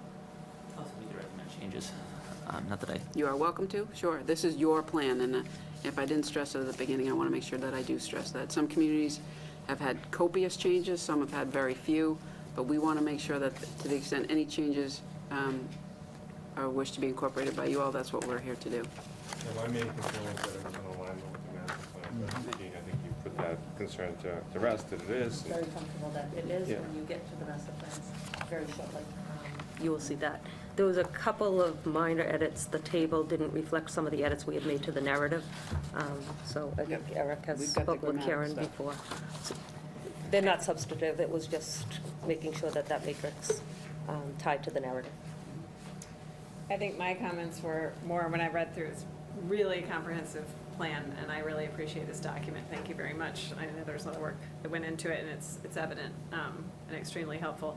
My only comments and feedback would have been around prioritization, because some of the strategies, I was like, absolutely, let's do that tomorrow if we can, and others, I was like, I'm not so sure I would prioritize that one, but obviously, since you're saying, you know, it's up to us how we do it, how we implement it, and, you know, I wouldn't need to give any feedback. Thank you. thank you both, and to Rick and to the rest of the commission for working hard on this. And so I would entertain a motion. I move approval of the housing production plan as presented. Motion made by Selectman Keen, Seconded? seconded by Selectman Nobley. Any discussion? Oh, great job. All in favor? Aye. All opposed? Any abstentions? Motion carries. Thank you. So we will now go to our public hearing. So as mentioned earlier this evening, we moved on to consent items. We will now open a public hearing. And I will go. We have. seen those animals at North Andover. Verizon New England is requesting permission. John's leaving? Excuse me? Is this all about the housing? That's my good time. Ugh. I thought it was housekeeping. Oh. Got more good housekeeping. So Verizon New England is requesting permission to lay underground conduits in the following streets. All relevant departments, including town council, have reviewed the documents, and all conditions have been added to the order. A representative from Verizon should be here this evening, and will present to answer any questions regarding the petitions. Do we have somebody here from Verizon this evening? Nope, nobody from. Oh, we really kicked it. Okay, well, that being said, we have several streets on the docket this evening, and I think that we have to have a separate public hearing for each one. We have Cranberry Lane, Fuller Road, and Fuller Meadow Road, Highwood Way, Ironwood Road, Meadowview Road, Village Way, and Woodcrest Drive. I'll move to open the public hearing. Receive comments on proposed Verizon New England petition for Cranberry Lane. Motion made by Selectman Keen. Do I hear a second? Second? Seconded by Selectman Nobley to open the public hearing. All in favor? Aye. Aye. All opposed? Hearing none. I think that the way this, We have a number of residents here that are here to ask questions of Verizon, and if they're not here to answer them, I don't know how we can proceed, quite frankly. I would certainly table, I would certainly enter. I would recommend this to the residents here. I would personally recommend you hear from the residents. If there are questions. I'm good with that. Yeah, I mean, if there are questions afterwards, I don't know that we could take a vote tonight or anything like that. Because I agree with they that. So- don't have, Point of information then, so we have, I'm sure, residents from many different streets. We have a public hearing open, for instance, right now for Cranberry Lane. Right. Parliamentary procedure question, do we structure it so that if you want to speak about Cranberry Lane, you can come up, we close that public hearing? And No, then I'd do it leave- that way, or? No, I'd leave it all open under all the streets listed. So we have Cranberry, Fuller, Highwood, I'll Ironwood. amend my motion. Just leave it open and hear it all under. So that being said, we did have a motion, though, to just open the public hearing just for Cranberry Lane, right? No? All of them. I All would of them open can be it at for the once. entire Okay. conversation. Okay, well, the public hearing is open, and so I would invite any residents to come on up and speak, and I would ask that it can be self-policing, if you just don't mind approaching the podium, clearly stating your name and address. Addison Minot, 15 Woodcrest Drive. Mr. Minot. I realize there's nobody here to answer our questions, but I'm here because I live on the corner of Woodcrest and Meadowview, and I'm now into what is probably the third year of disruption of lawns and the corner of Woodcrest and Meadowview, starting with the paving project and having to backfill that whole project. But more importantly, my experience from last year with the preferred method of directional drilling under what was essentially my property only on the corner of Woodcrest Drive, which we thought would be a way of accomplishing the non-disruption of the pavement, which was fairly new and still in moratorium, but at the same time going under my driveway with directional drilling, and that should have been a fairly easy, simple operation and least disruptive to the lawns in the local area. And I'm just bringing this up maybe of benefit to the other parties here, the other streets. It wasn't any such non-disturbance of my property. It was somewhat entertaining to see what they went through to not disturb my property. One of the things that we learned in the process was that you don't do directional drilling without knowing where all the utilities are. You can't bypass the gas lines on the properties without seeing them and then do your directional drilling.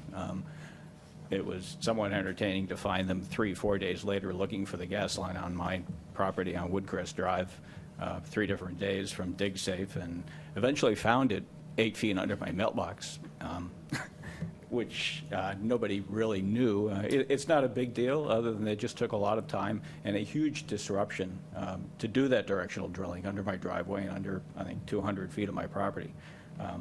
They also had to go around at the same time the catch basin, which drains my wetlands, all within about 5-foot area, and do the directional drilling and know where all of that was.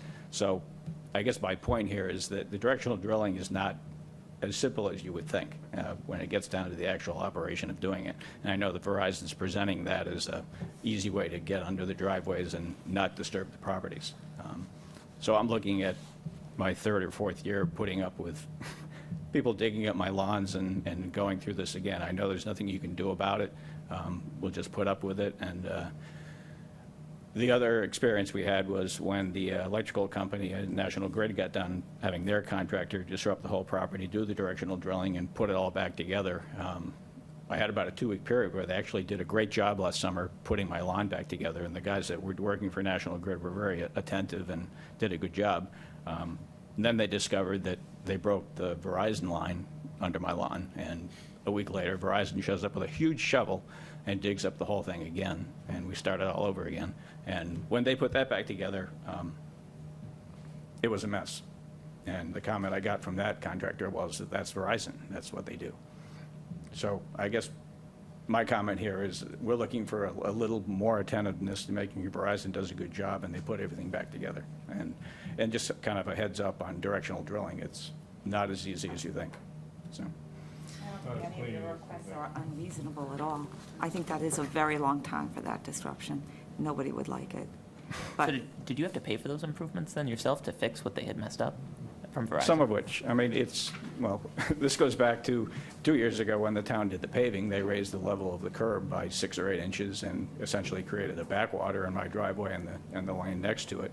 And you can't grow grass with the soil they put in. So we did the planting on that, like we always do. We're doing it. My elderly neighbor next door still can't grow grass on that area because the fill was so bad. So when these projects are done, I misunderstand, don't we ask the utility for a bond? Or, I mean, so shouldn't money One of from the that have conditions. gone in prior approvals though? We always ask, we never not ask. So shouldn't the prior time that Verizon had gone in and dug up, first off, they would have had to come before us, right? To go and dig that up, the same Every way they're time. coming before us now, and wouldn't they have to reimburse Mr. Minot for that? Well, to me, what I heard was 2 different things, and I don't mean that in any, I guess I'm trying to understand for the broader question. And I think what I heard from, but I do remember it, actually, I remember the discussion. Verizon was begrudgingly including directional drilling and said, in fact, it was not going to do it at every property. In fact, in this particular application, I think they're identifying directional drilling in not all cases, right? And so I'm wondering if directional drilling provides any benefit. That's more of a question, I guess. It's not an easy answer for me. Yeah. I certainly would question directional drilling past the 200 feet of directional drilling that's already there. It was done last summer. Right. I have an opposing problem, which is my driveway, which is a custom driveway, which then you'd have me watching very, very carefully of trying to figure out how they're going to fix my custom driveway where the nearest contractor is available is somewhere the other side of Boston. So the none of these driveway things is are- made up of some kind of stone or a paver of some sort as opposed to It's asphalt? what they call a chip and seal driveway, Okay. which essentially is a glued-on surface in 2 different layers. It's not rocket science until you find somebody to do it. That's right. So I'm not, there are no easy answers on all of these, but I'm just saying that directional drilling is not all that it appears to be, if that's what they're doing. Right. But Yeah, I think it depends on which particular aspect of this project. I mean, in most cases, what they're saying as part of the feedback we initially got from residents of the benefit of directional drilling was to not disrupt the apron of the driveway. That's the most common reason why we, remember from the last couple of meetings, that if they could go under as opposed to disrupting where the asphalt melts the street, it was better. But I would have agreed with you at the point they proposed it, and then I learned the size of the hole they had to do to even start the drilling, which is where I ended up with 7 or 8 foot holes in my property so I could start the drilling. I'm still backfilling those holes because they weren't filled solidly when they put them in, and I'm literally to this day backfilling the holes from the directional drilling. So to directly answer the chairman's question, we sometimes struggle the same way residents do as it relates to utilities. We expect trenches to be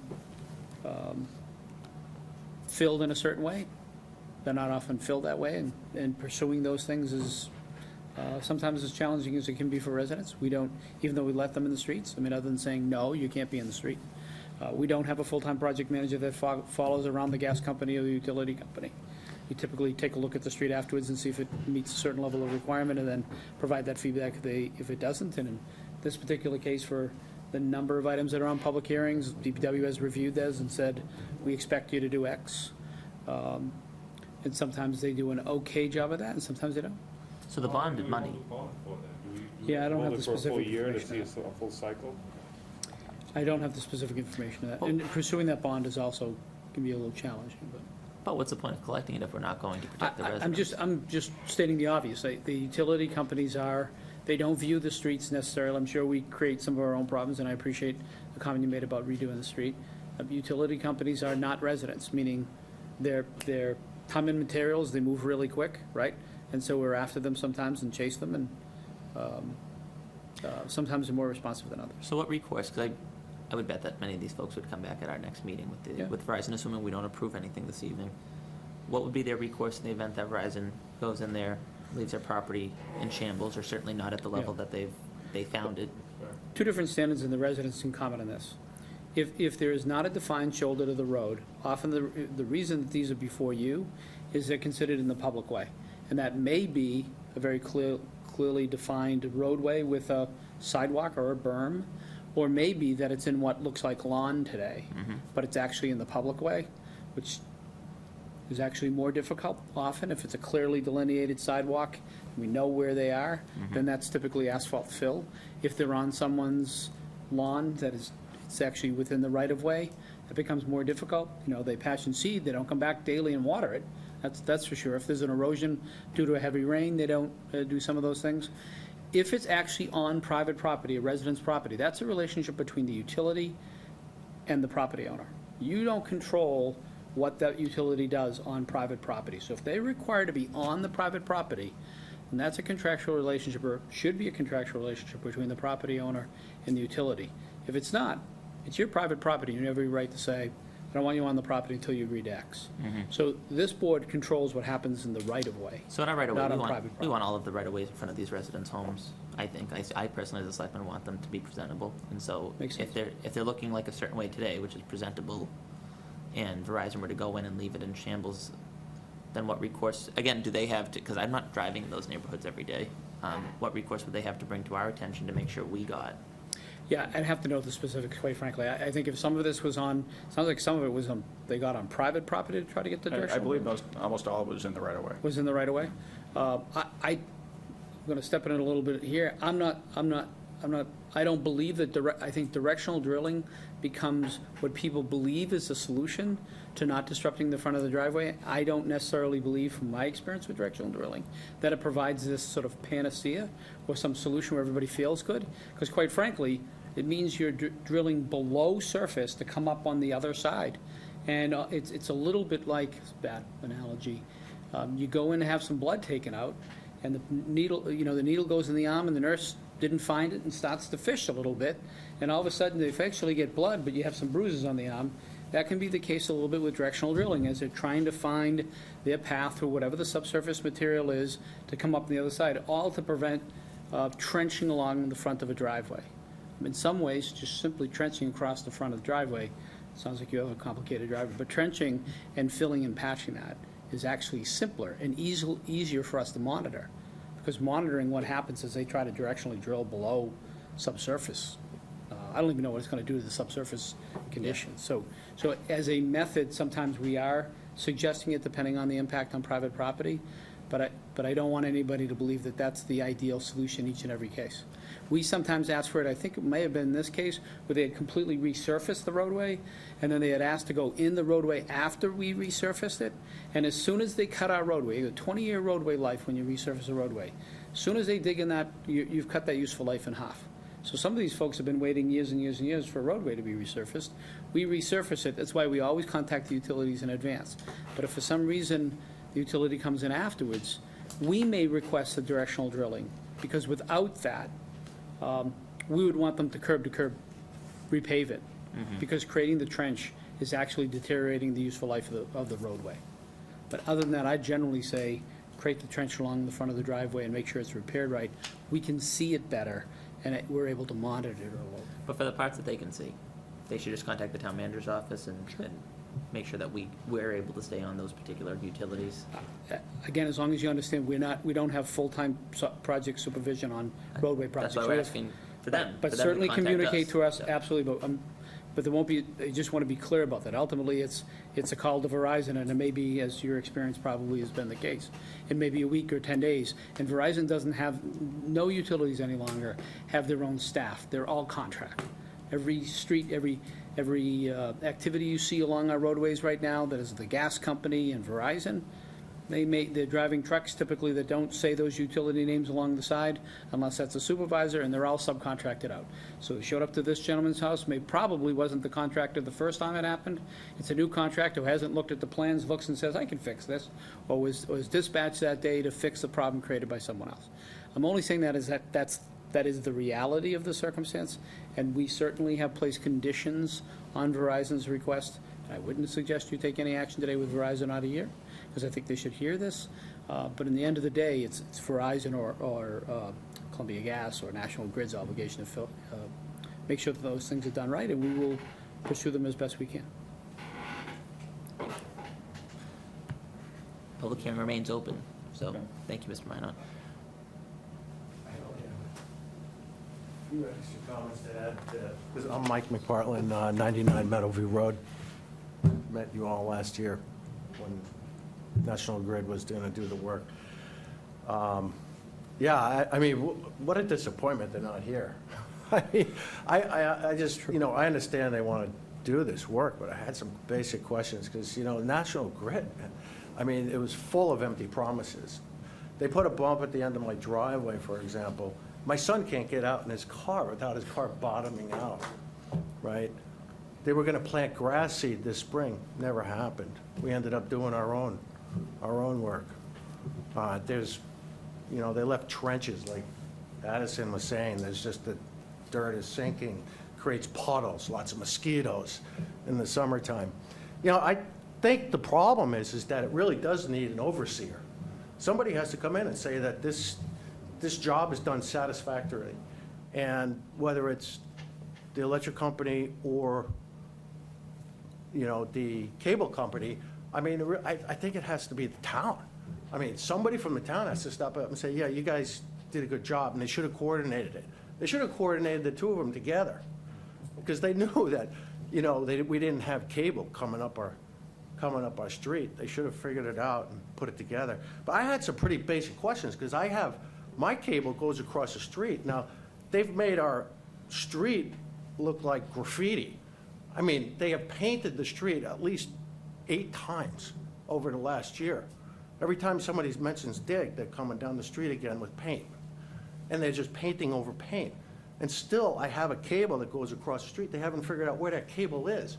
Now, I worked with the National Grid last year. I gave them a big photograph of where it is, and they marked it, and I was there. And I made sure that they knew where it was when they were digging. These guys have no idea. Of course, they're not here. I can't tell them. So I just think it's a real disappointment that they're not here.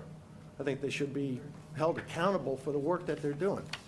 You know, I wanted to know when it was going to start, how deep it's going to be.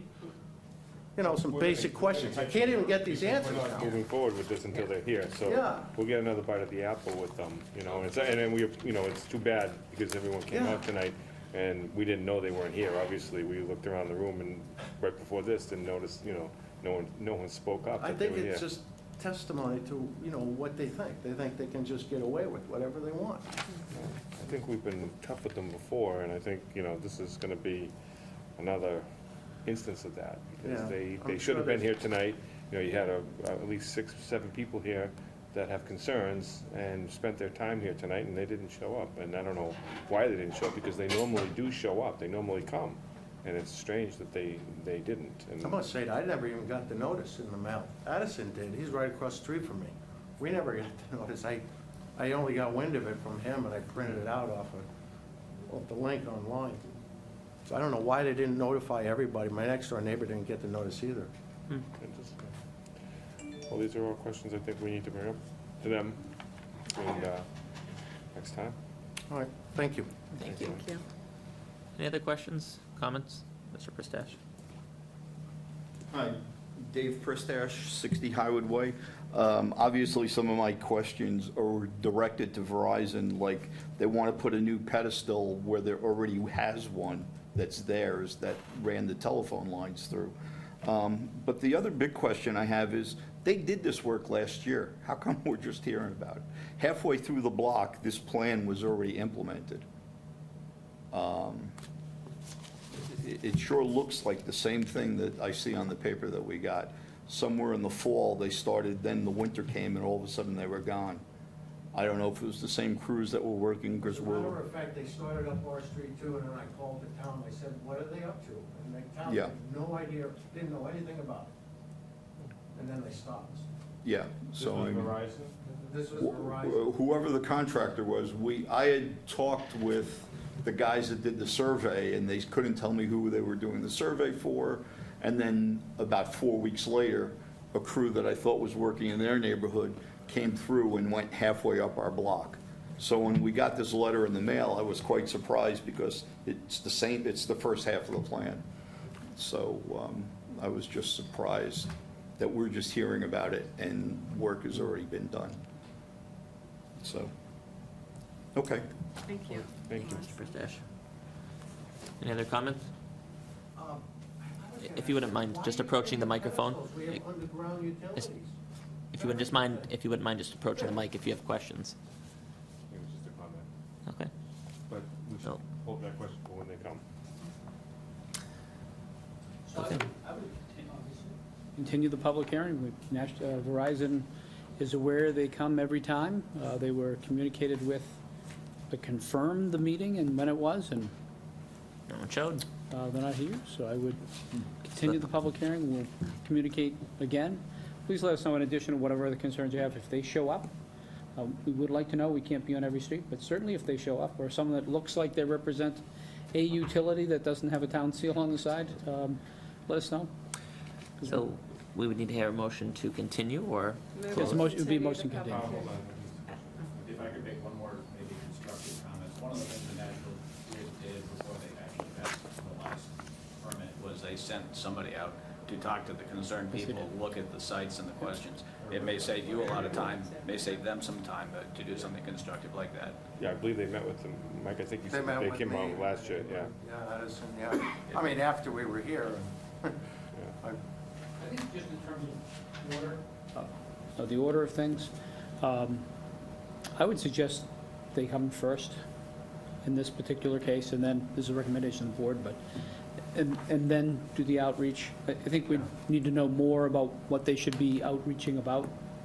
It may, getting ahead of ourselves a little bit, continuing hearing from them, speaking to the residents, and then coming back before the board would make final approval. So you have an opportunity to get your feedback, get Verizon out into the neighborhood, and then Verizon be present with the neighbors after that feedback takes place. I think probably would be, might be the better way to do it in the long And term. what's the standard for notice? I know, like in zoning board, we have to, there has to be a certified letter, I believe, sent or something like that. What's the standard of notification in Yeah, this what case? do we do as in a butter? There was an abutters list that's produced typically off the standard way we would do so in a land use, so we'll double check on why we didn't see that, but that's a pretty standard thing we do through the land use. We call these hearings, but they're not hearings in the same way as some others, but we still follow a hearing level process. In other words, it's not advertised, but we send out a butter notification. And so we would have done that, so we want to double check why that particular address wasn't. It's a little bit different, there's a number of streets listed here, but it's the same butter notification as it The would be. town is sending out notification, not the... Butter not the notification, well, town clerks, it all handled through the town clerk, so they're given those notices and they pay the postage, I think, the utility, in the same way that you'd normally see. The petitioner is given the Yes. notice and they pay the postage. That's typically the way it goes, yeah. I do have one comment, though, and you said it before I did, and maybe I'll be in somewhat of a disagreement with the town manager. I do think that as a community, we do owe our citizens at least some standard of professionalism from these utility companies towards our citizens. This has just been going on quite some time. Now, granted, we can't get on your property and manage your property, but I think there are some standards that we should expect and receive from these utility companies.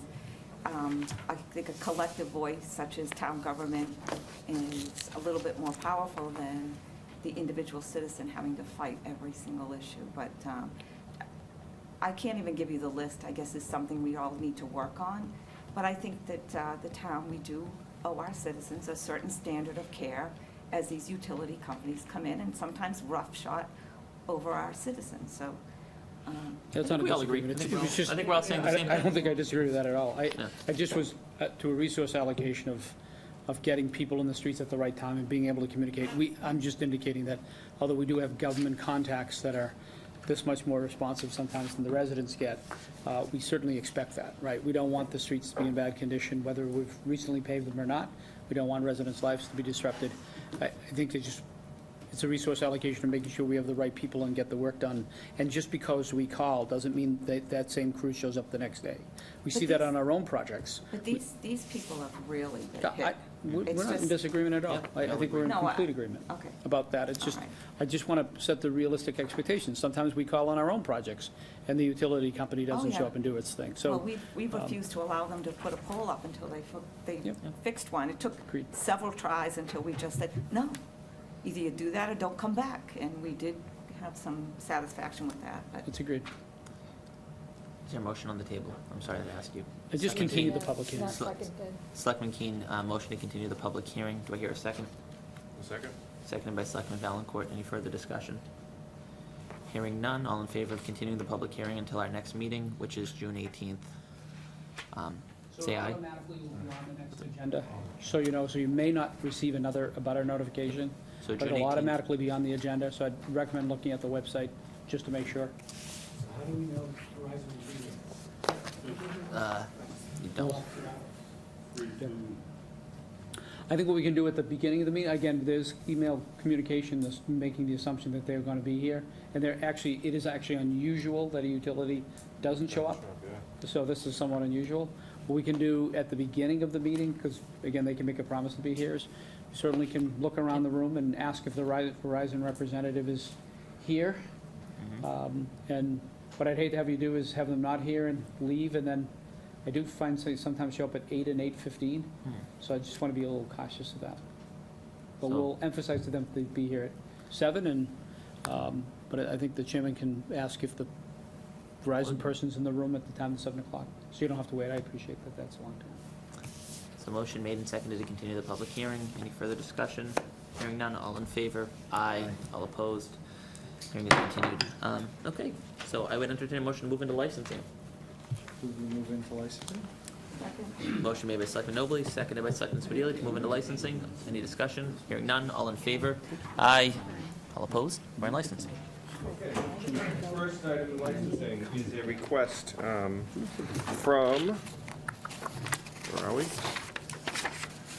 Megan Barbas of Ipswich Ale Brewery, request for a one-day wine and malt license for a Father's Day Bluegrass Bash at the Stevens Coolidge Place on June 17th, 2018, from 4 to 7. Anybody here to speak to that? Okay, so I have correspondence from North Andover Police. They have no issues with the application. Tip certificates and purchase orders are attached. That was from Lieutenant Lannon. So this again is for a Father's Day event at the Stevens Coolidge House, and this is to serve beer there. I'll move approval. We have a motion and a second for approval. Any discussion? I will say I did attend the last event they had there, and it was very well run.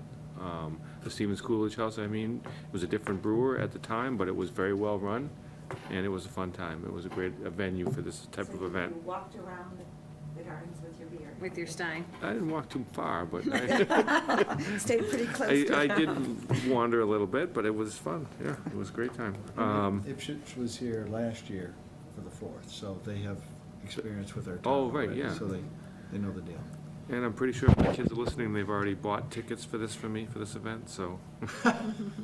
All right, so all those in favor? Aye. Opposed? Okay, that one passes. Okay, next we have Ashley Piazza of Smolak Farms, requests for 10 one-day wine and malt licenses for the Whim Farm to Table Dinner Series. This is a series that has been going on at Smolak's for a few years now. These all take place on Wednesday nights from 6 to 9 on the following dates: June 20th, June 27th, July 11th, July 18th, July 25th, August 1st, 8th, 15th, 22nd, and 29th. So I will hear a motion. Mr. Chairman, move to approve the 10 one-day wine and malt licenses for the Whim Farm to Table Dinner Series at Smolak Farms. Okay, we have a motion and a second. Any discussion on this? All those in favor? Aye. Opposed? Okay, moving right along. Sarah Finnemore of the Artisan Market at the Mills requests 4 one-day entertainment license in the courtyard at 50 High Street on June 17, 2018, July 22, 2018, August 19th, September 23rd, from 10 to 2 at 50 High Street, and I request a waiver of the fee. So Ms. Finnemore isn't here this evening, Mr. Chairman, but as someone who had worked with her in this project, the plan would be, and I double-checked with the town manager, so this is in conjunction with the farmer's market, but there is no financial interest, so I think it's okay to speak to this, that they will put some type of either band or singing group, depending on the day, over the course of those 4 days, where the grassy park-type area is, kind of in front of the crosswalk by Jamie's Restaurant, on the Jade side of the street, of High Street. So there'll be a band there to just provide just general entertainment music during the hours of 10 a.m. and 2 p.m. And is this a nonprofit, or why the request for the waiver of the fee? Because it's a nonprofit, so it is the Artisan Market that's putting this on. So the Artisan Market already has to pay to have the entertainment there in the first place.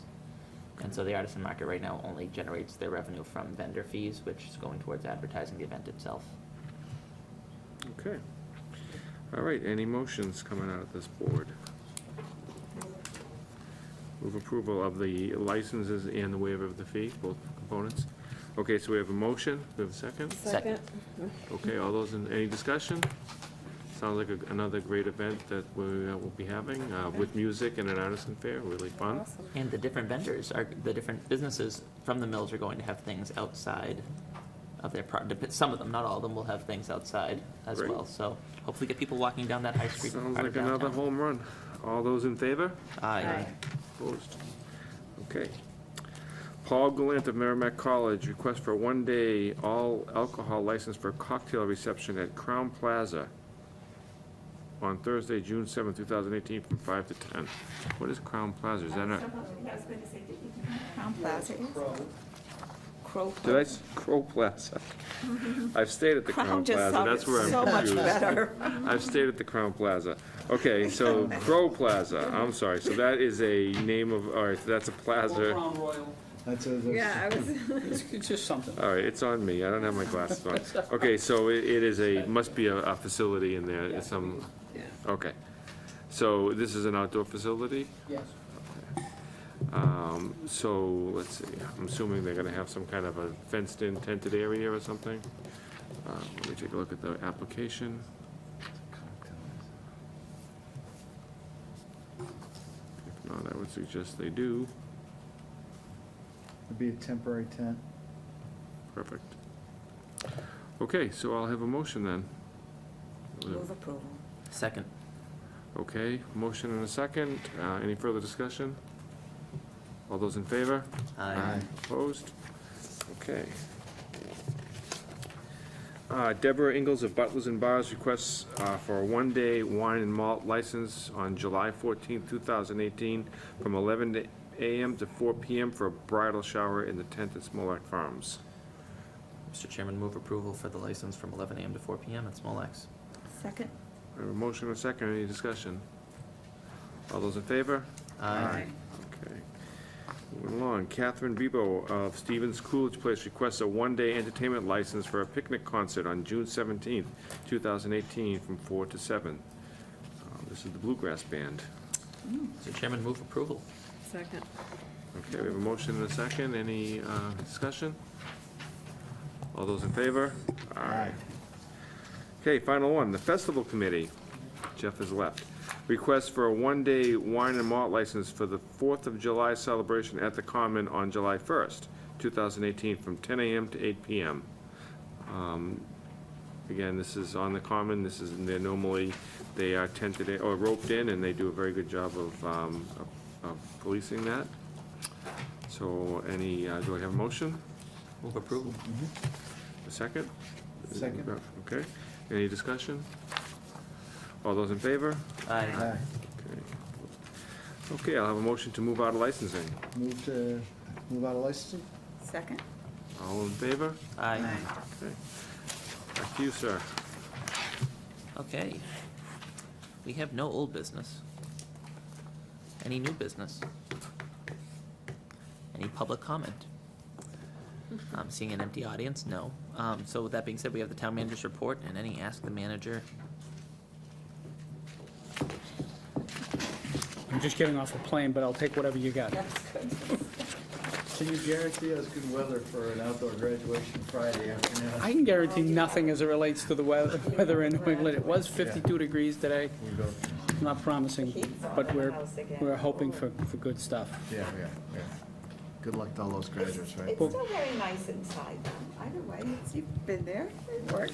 I would take the opportunity as our first, I think, full meeting, post-town meeting, to thank the board and thank town meeting members who showed up and participated. I think there was a lot of important things that, as there is typically through a town meeting, a lot of important things that come out, and it also helps us focus our energies around those things that are coming up. I know the board should focus, or have asked that the board focus on what goes on with the master plan. I think that's really important, but also things like the senior center and the recreation complex, the middle school is particularly important, obviously with the kindergarten coming online. So it really allows us to sort of refocus on what the next upcoming year is going to look like, and commit to getting some of those important things done.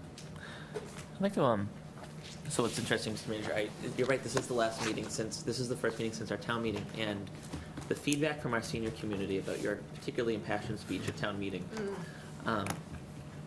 you have a lot of fans amongst our older and younger community, and so thank you, because I think that was, again, my 4 town meetings as a selectman, that's probably one of the better speeches I think I've heard given, period. It's So interesting you should say that. After the meeting, I said to the town manager, I think this was your very best town meeting to date. Well, I appreciate that. So. I agree. I heard from quite a few seniors the same thing, and I felt it myself as well, but I cruise. I bet you would have got a lot of friend requests if you were still on Facebook. Well, it's, you know, I think it was the second town meeting that we had a master plan. I remember residents who surprised me, not because of their involvement in the community, but residents who stood up in support of the entire master plan. I think it was the second year, so it was 2000. I've been here a while. 2013, and I just remember there were residents who otherwise get involved but wouldn't necessarily support, they just focused on their own topics, got up to support the broader facilities master plan because they appreciated the fact that the community, supported by the board, had started to think things beyond sort of the one project at a time and more comprehensively. And so it was neat. So it was good to sort of get to that last thing, and I think sometimes a reminder of how we got there helps a little bit. And so for that project, although it is last, I'd like to think of it as, sort of the crowning jewel on top of everything else that was done through a really great project. So we'll start planning for the next 7 or 8 or 9 years. Why not?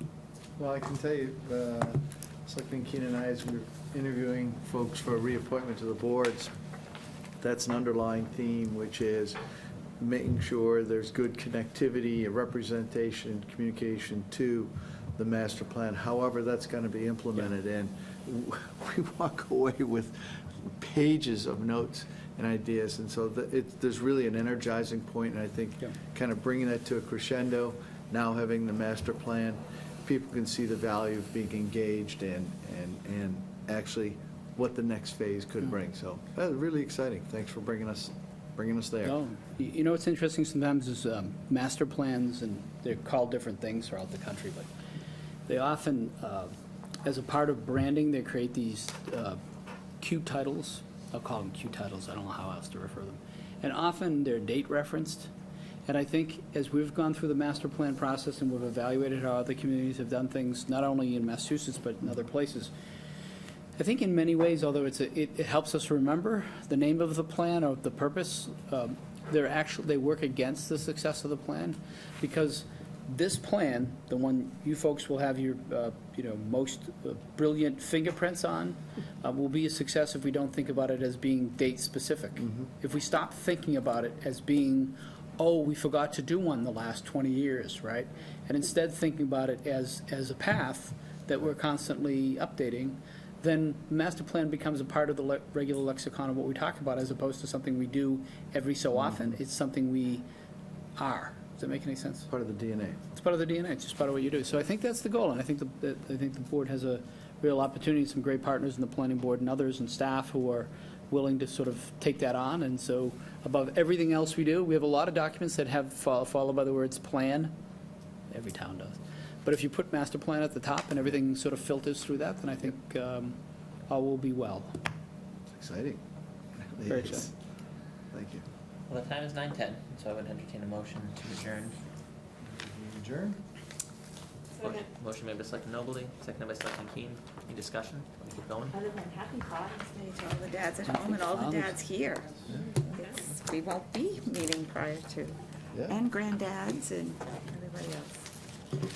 Now we have to sign. So, all in favor of adjourning? Aye. Opposed?